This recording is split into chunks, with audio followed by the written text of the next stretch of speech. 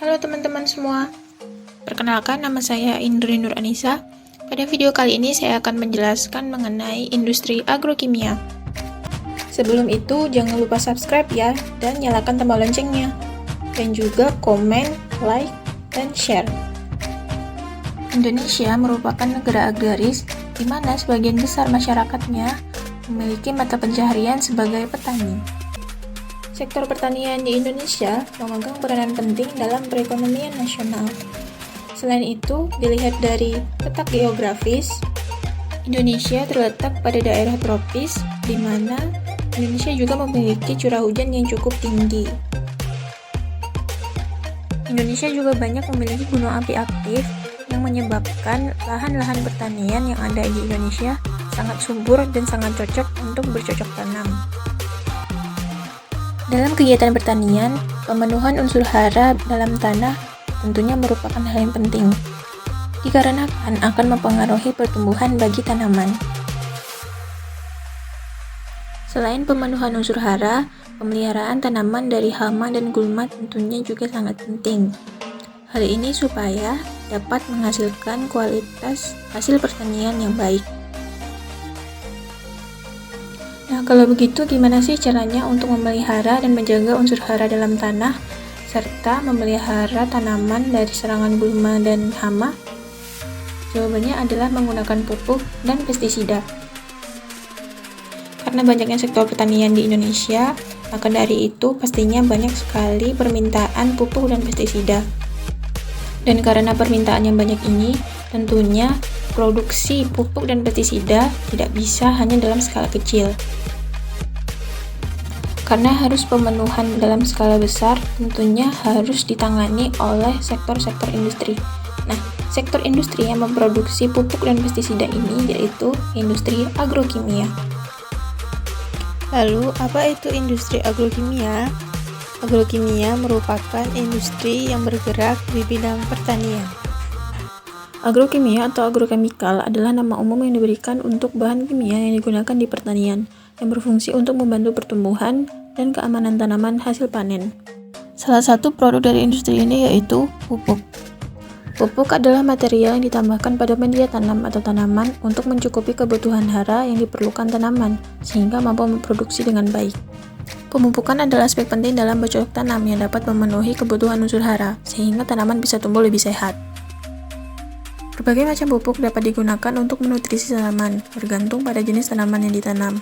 Tetapi yang paling banyak digunakan adalah pupuk urea dan pupuk NPK. Terdapat perbedaan antara pupuk urea dan NPK, salah satu yang paling utama adalah komponen pembentuknya. Pupuk urea mengandung 46% nitrogen, yang berarti bahwa dalam 100 kg pupuk, 46 kg-nya merupakan nitrogen. Berbeda dengan pupuk urea yang hanya mengandung nitrogen, pupuk NPK mengandung baik unsur nitrogen, fosfor maupun kalium, masing-masing untuk mewakili namanya yaitu NPK. Unsur-unsur yang terkandung pada pupuk urea dan pupuk NPK merupakan unsur-unsur yang sangat dibutuhkan oleh tanaman. Nah, kira-kira gimana ya cara pembuatan dari pupuk-pupuk ini? Simak penjelasan berikut ini ya. Proses pembuatan pupuk NPK. Terdapat 3 metode yang secara umum digunakan dalam pembuatan pupuk NPK. Yang pertama ada bulk blending atau pencampuran, yang kedua mixed acid route atau granulasi fisika, dan yang ketiga nitrofosfat route atau granulasi kimia. Untuk metode yang pertama, yaitu metode bulk blending, di sini merupakan pencampuran butiran pupuk dalam keadaan kering secara mekanik. Bahan-bahannya berupa pupuk jadi dalam bentuk padat yang terdiri dari urea, DAP, ZA, dan KCl. Metode ini tidak ada reaksi, sehingga tidak perlu adanya reaktor. Untuk metode yang kedua yaitu mixed acid route, di sini merupakan proses yang menggabungkan antara bahan baku padat dan cair. Bahan baku padatnya merupakan pupuk granul urea, KCl, ZA, serta clay sebagai filler pada pupuk. Dan bahan baku cair adalah amoniak, asam sulfat, dan asam fosfat yang akan mengalami reaksi. Metode ini banyak mengalami reaksi kimia pada unit-unit prosesnya.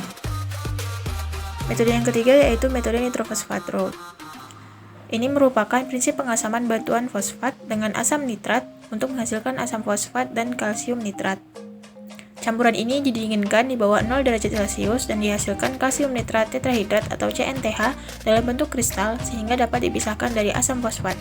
Senyawa CNTH yang dihasilkan akan digunakan untuk memproduksi pupuk nitrogen. Nah, di sini ada perbandingan ketiga metode dalam pembuatan pupuk NPK tadi.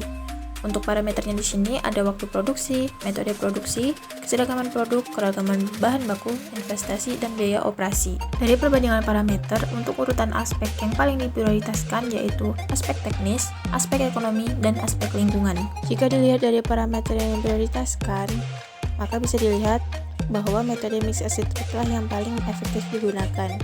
Dikarenakan waktu dan metode produksi walaupun pada tingkat sedang, tetapi keseragaman produknya itu tinggi dan keragaman bahan bakunya itu sedikit, tetapi investasi yang diberikan itu tinggi pada biaya operasi sedang. Maka metode yang dipilih adalah metode mixed acid treat. Pada proses mixed acid treat, proses yang pertama yakni persiapan bahan padat, di mana bahan baku padat utama dari truk disimpan dalam bin, lalu dialirkan menggunakan blade conveyor menuju ke bucket elevator, yang akan dibawa ke dalam pak mil yang telah tercampur, kemudian dialirkan menuju granulator. Selanjutnya, proses yang kedua yaitu persiapan slurry, di mana bahan baku cair dari tangki penampung dialirkan dengan pompa dalam netralizer tank untuk proses netralisasi. Bahan baku cairnya yaitu berupa H2SO4, H3PO4, dan NH3. Terjadi reaksi pada proses persiapan slurry ini, di mana asam sulfat dan asam fosfat netralisasi dengan amoniak pada kondisi operasi 110 derajat Celcius dengan tekanan 2,5 atm, dan terbentuk amonium sulfat atau Za cair, monoamonium fosfat atau MAP, dan diamonium fosfat DAP. Nah, reaksi-reaksi pembentukannya adalah sebagai berikut.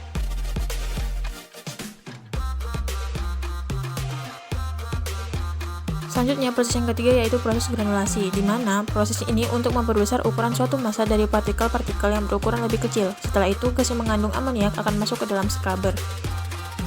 Proses yang keempat yakni proses pengeringan dan penyaringan, di mana padatan diumpankan secara gravitasi ke dalam rotary dryer. Dari dryer dikirim ke screen. Setelah itu, produk didinginkan sebelum dilakukan pelapisan. Nah, berikutnya kita masuk ke tahap yang terakhir yakni tahap pelapisan, di mana ada dua tahapan yang terjadi. Yang pertama yakni proses pemberian coating oil, sedangkan yang kedua adalah proses pemberian coating powder berupa silika powder.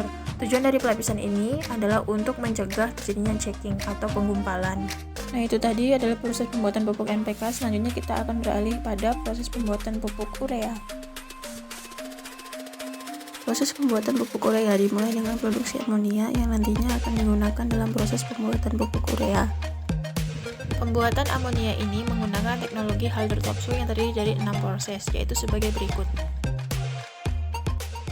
Proses pembuatan amonia diawali dengan proses desulfurasi, di mana proses ini digunakan untuk memurnikan gas alam dari kandungan sulfur organik menjadi sulfur anorganik, yang selanjutnya akan diabsorb oleh ZZO. Proses selanjutnya yaitu proses reforming, di mana proses ini bertujuan untuk membentuk sintesis gas yang terdiri dari gas karbon monoksida dan gas hidrogen.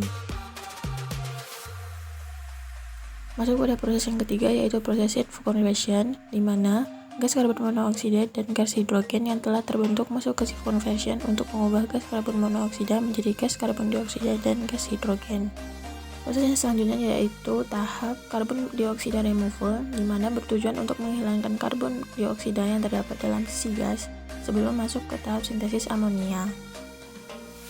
Masuk pada proses yang kelima yakni proses purification, di mana proses ini untuk mengubah gas karbon monoksida dan gas karbon dioksida untuk menjadi CH4 agar kadar karbon monoksida dan karbon dioksida rendah saat masuk ke sintesis amonia. Nah, proses yang terakhir yaitu proses sintesis amonia, di mana produk amonia selanjutnya dialirkan ke storage dengan menurunkan tekanan 0,03 bar dan menurunkan suhu hingga 33 derajat Celcius. Nah, karena amonia sudah terbentuk, maka kita akan masuk ke proses pembuatan urea, di mana tahap yang pertama yaitu high pressure section, di mana tahap sintesa urea pada tekanan tinggi dengan alat reaktor yang merupakan tempat terjadinya sintesa urea dari reaksi antara amonia dan gas karbon dioksida. Prosesnya dilanjutkan dengan medium pressure section, di mana ini merupakan proses langkah pemurnian yang terjadi pada penguraian bertekanan sedang yang memurnikan larutan urea menjadi 62%. Masuk pada proses yang ketiga yaitu proses low pressure section, di mana larutan urea didekomposisi dari sisa karbonat menggunakan saturate stem yang merupakan pemanasan awal urea untuk mengurangi kadar air sehingga urea memiliki kadar 85%. Selanjutnya proses yang keempat yaitu proses vacuum concentration section, di mana merupakan tahap pemekatan urea untuk menghasilkan larutan urea 98% yang dibutuhkan untuk pembuatan urea granul dengan menggunakan proses vakum.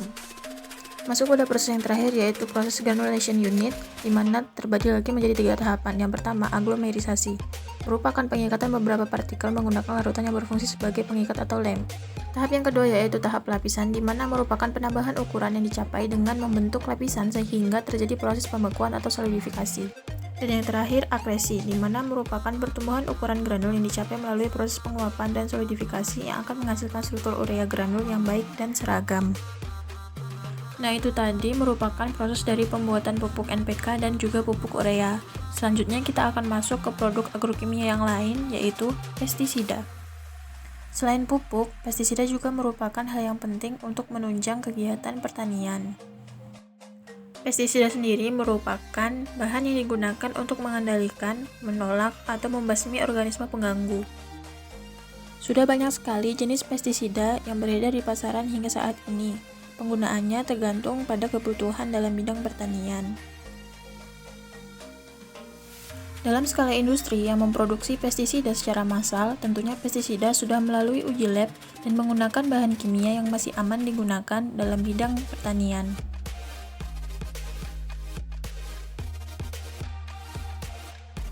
Meskipun memproduksi secara massal, tetapi beberapa industri hanya memproduksi beberapa jenis dari pestisida. Di antaranya herbisida, insektisida, dan fungisida. Untuk jenis pestisida yang lainnya, di antaranya ada akarisida, larvasida, mitisida, rodensia, algasida, bakterisida, molusida, pembunuh kutu, skabisida, antraktas, defolians, pengatur pertumbuhan tanaman, dan pengusir serangga. Nah, cukup sekian video saya kali ini. Semoga video ini dapat bermanfaat bagi teman-teman semua. Thank you for watching.